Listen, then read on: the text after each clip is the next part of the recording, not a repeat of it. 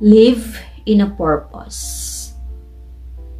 Lahat tayo may purpose. All we have in this world, God bring us in this world because of purpose.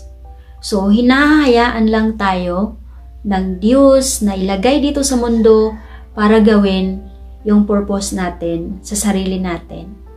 That's why, kung nandito na tayo sa mundo, let's take the opportunity, let's grab the chances na magkaroon ng purpose, to work on our purpose, kung ano ba yung purpose natin, ano ba yung dreams mo na gusto mong gawin.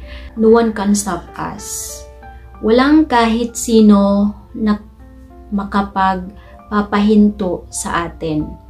At least guys, when we do something good sa ating sarili at sa ating community, diba, maraming tao ang nakakakita sa atin, napangiti natin, naging masaya sila. Diba? Doble yung return. Kasi nakakatulong ka pa, nagpapangiti ka pa ng ibang tao at nai-inspire pa sila sa'yo.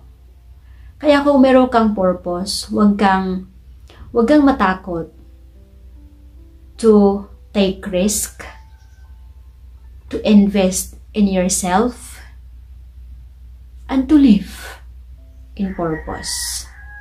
Wag natin sayangin yung mga chances na nandito tayo sa mundo.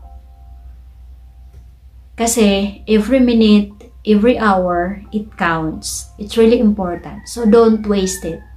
Once na madami na tayong experience, lahat ng mga hardship, ay wala na yan sa atin eh. Kasi nasanay na tayo how to handle the situation.